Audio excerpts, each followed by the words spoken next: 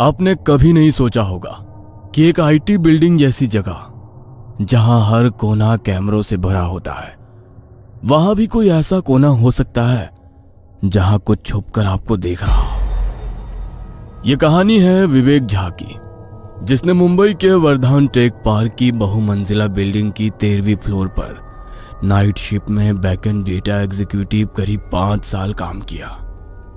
विवेक और राजेश उस रात भी रोज की तरह अपने काम में व्यस्त थे। कंप्यूटर स्क्रीन पर डेटा एंट्री करते करते विवेक को नींद आ रही थी, लेकिन शिफ्ट के नियम सख्त थे। ब्रेक का समय तय था। अचानक उसे लगा जैसे कोई उसके पीछे से गुजर गया हो। उसने फौरन पीछे मुड़कर देखा, लेकिन वहां कोई नहीं था। वो फिर से काम में लग गया, पर तभी प्रिंटर अपने आप चलने लगा। रात के 2:15 पर जब पूरे फ्लोर पर सिर्फ 2 लोग थे, विवेक और उसका कलीग राजेश, तभी प्रिंटर में से एक प्रिंट निकली। उसने सोचा शायद कोई सिस्टम से कनेक्ट है और किसी ने गलती से फाइल भेजी होगी, लेकिन जब उसने प्रिंटर पेपर निकाला तो वो खाली थी। उसके रोंगटे खड़े हो गए। विवेक झा बिहार के भागलपुर का रहने वाला था, एक मध्यम वर्गीय परिवार से, जहां उसके पिता रिटायर्ड स्कूल शिक्षक थे और मां पूजा पाठ में विश्वास रखने वाली सीधी सादी गृहिणी। 2 बहनों की शादी हो चुकी थी और घर की जिम्मेदारी अब उसी पर थी।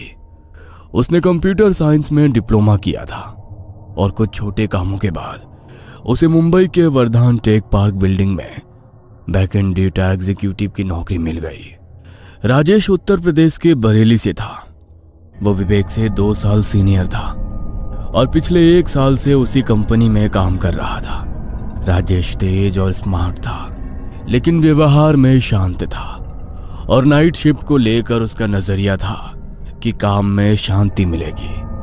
वर्धान टेक पार्क 20 फ्लोर की बहुमंजिला बिल्डिंग थी। बिल्डिंग बहुत ही शानदार थी। शीशे की दीवारें, शानदार कैफेटेरिया, हाई सिक्योरिटी एक्सेस और लिफ्ट जो सीधा आपके फ्लोर पर ले जाती थी। लेकिन इस बिल्डिंग के बारे में एक बात अजीब थी। 13वां फ्लोर कभी दिखता नहीं था। लिफ्ट में 12 के बाद सीधा 14 आता था, लेकिन कर्मचारियों को बताया जाता था कि 13वां फ्लोर सबके लिए नहीं है, पर सिस्टम में मौजूद है। वहां सिर्फ नाइट की बैकएंड टीम को जाना होता है। विवेक का काम आसान नहीं था। रात की shift, system monitoring, data entry, server logs track करना और क्लाइंट के रिपोर्ट्स जनरेट करना, लेकिन घर चलाना था, इसलिए उसने कभी शिकायत नहीं की। पहले 2 साल वो दिन की शिफ्ट में काम करता रहा। उसे रात में जागने में दिक्कत थी, इसलिए वो हमेशा नाइट शिफ्ट लेने से बचता था। लेकिन हाल ही में कंपनी ने एक बड़ा क्लाइंट प्रोजेक्ट साइन किया। अचानक नाइट बैकएंड टीम में लोगों की कमी पड़ गई और एचआर ने विवेक को मेल भेजा, 3 महीने के लिए रोटेशनल नाइट शिफ्ट। इस बार विवेक बच नहीं सका और वो मजबूरी में तैयार हो गया। उसी दिन 13वां फ्लोर ऑफिस देखने के लिए उसने सिक्योरिटी गार्ड से पूछा। तब सिक्योरिटी गार्ड ने उसे बताया, सर 13वां फ्लोर लिफ्ट में दिखेगा नहीं। 12वें फ्लोर के कोने से एक सर्विस सीढ़ी जाती है, उसी से जाना पड़ता है। ओह, ये दरवाजा तो मैं रोज देखता हूँ। ये हमेशा लॉक्ड होता है।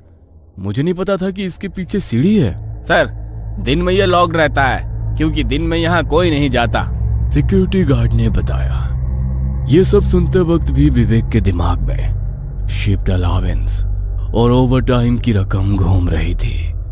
उसे न फ्लोर के बारे में कुछ पता था, न उसने पहले कभी कोई अफवाह सुनी थी। 13वां फ्लोर उसके लिए सिर्फ एक नई सीट और कुछ एक्स्ट्रा रुपए थे। धीरे धीरे विवेक को इस फ्लोर के बारे में बातें पता चलने लगी।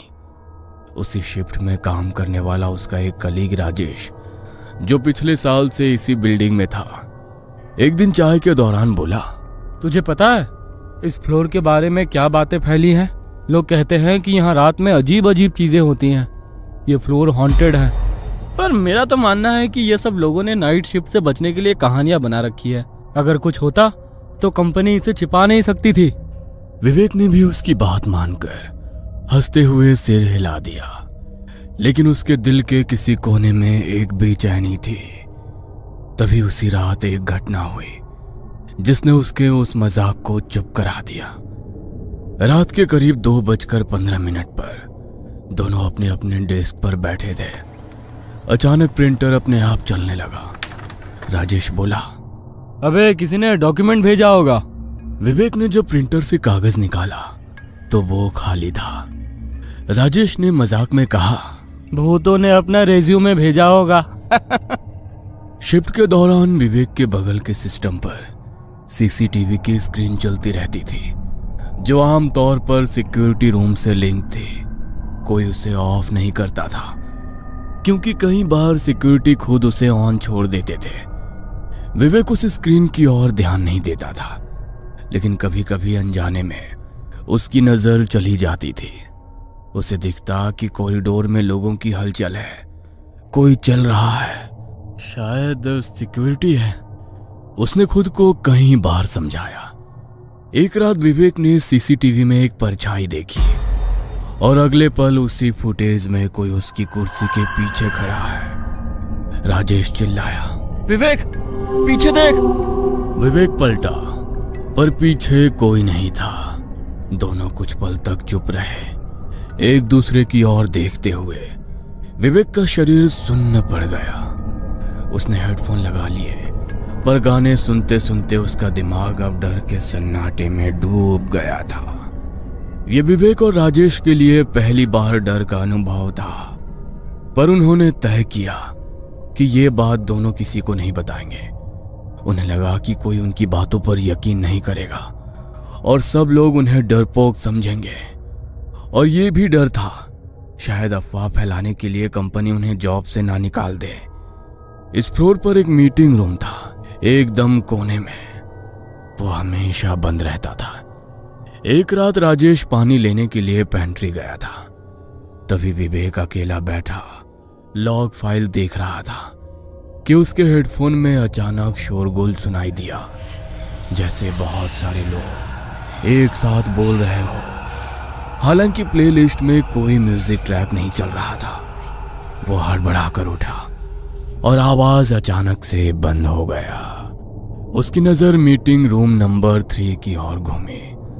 दरवाजे के निचले से हल्की पीली रोशनी चमक रही थी, मानो अंदर किसी ने टॉर्च जला रखी हो। लेकिन अचानक वो रोशनी बुझ गई।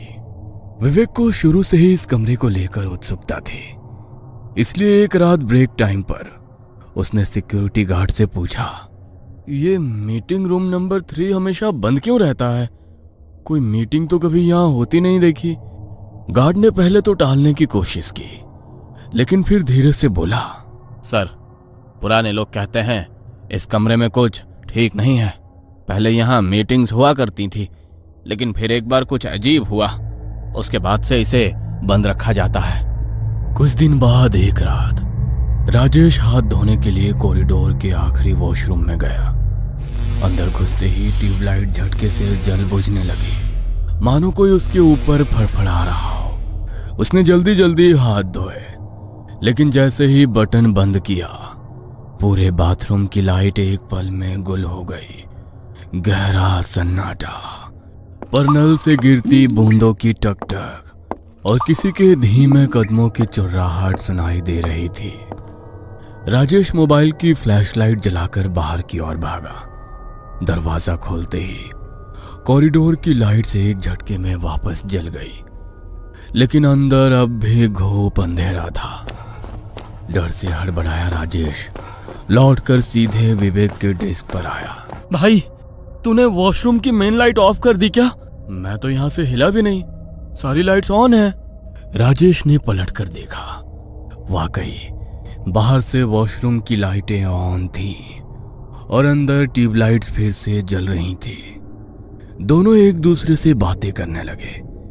विवेक ने राजेश को वो बात बताई जो सिक्योरिटी गार्ड ने उसे बताई थी। अब धीरे धीरे विवेक और राजेश दोनों को अलग अलग डरावने अनुभव होने लगे थे। कभी किसी की परछाई, कभी कंप्यूटर स्क्रीन पर अजीब चीजें टाइप होती तो कभी बिना वजह की ठंडक महसूस होती। विवेक ने नोटिस किया कि ये अनुभव अक्सर रात 3 बजे के आसपास होते थे। और सबसे अजीब बात यह थी कि जिस दिन कोई उस मीटिंग रूम नंबर 3 के पास ज्यादा समय बिताता, उसी दिन उसे कुछ ज्यादा डरावना महसूस होता था। दोनों ने और ज्यादा पूछताछ शुरू की। ऑफिस में पुराने लोगों से, हाउसकीपिंग स्टाफ से, सबका जवाब लगभग एक जैसा था। उस रूम में अजीब ठंडक लगती है।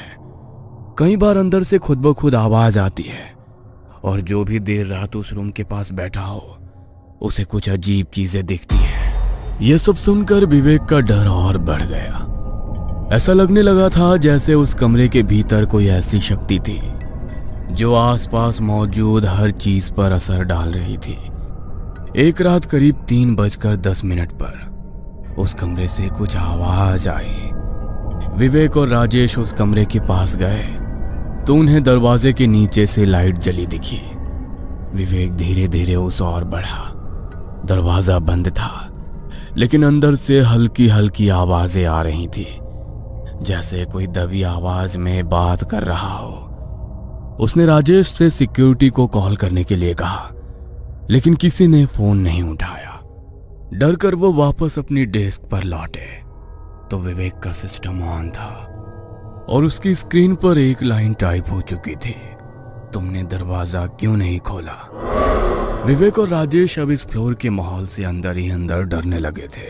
हर रात वो ऑफिस आते, लेकिन अब उनके चेहरे पर पहले जैसी सहजता नहीं रहती। एक दिन ब्रेक के दौरान जब वो कैंटीन में बैठे थे तब उन्हें हाउसकीपिंग स्टाफ से पता चला कि शरद नाम का एक एम्प्लॉय इसी शिफ्ट में कुछ महीने पहले काम करता था और उसने अचानक नौकरी छोड़ दी थी। यह सुनकर विवेक को बहुत आश्चर्य हुआ, क्योंकि ऐसा कोई रिकॉर्ड ऑफिस में नहीं था। विवेक ने कुछ खोजबीन की और जैसे तैसे शरद का नंबर निकाला।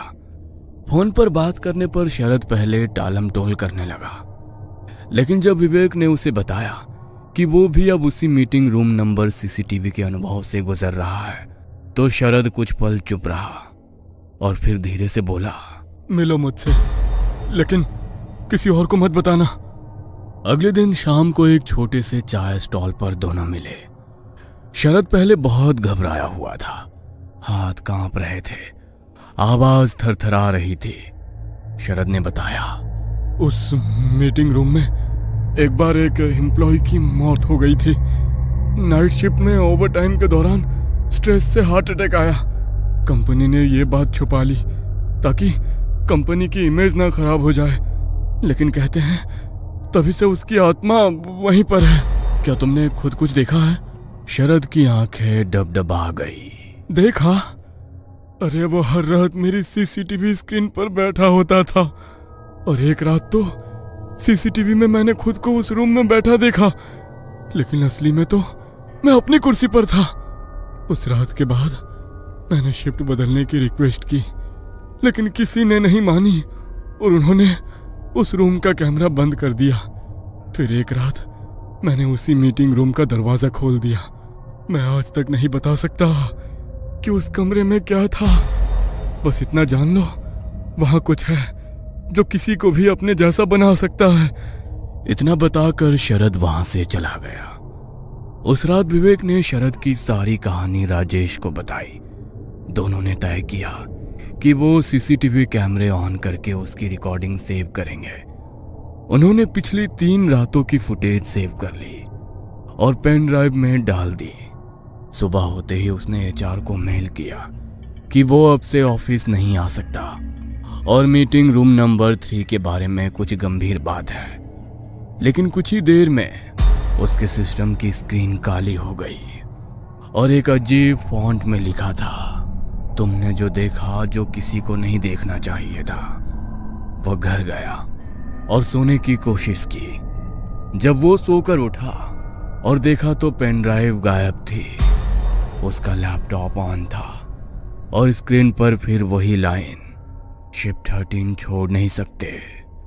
उसी रात राजेश का फोन आया। उसकी भी स्क्रीन पर वही लाइन आ चुकी थी और मीटिंग रूम का दरवाजा अपने आप खुला हुआ था। अगली सुबह एचआर ने ऑफिस पहुंचते ही पाया कि मीटिंग रूम नंबर 3 का सीसीटीवी फुटेज अपने आप डिलीट हो चुका है। कोई बैकअप नहीं बचा था और वो फर्श जहां मिहिर की मौत हुई थी वहां अब सीलन और दरारें थीं, जैसे जमीन खुद कुछ छुपा रही हो। अगले हफ्ते दोनों ने रेजिग्नेशन दिया। विवेक ने नौकरी छोड़ दी, शहर छोड़ दिया, लेकिन आज भी उसे रात के करीब 3:10 पर नींद में झटका लगता है।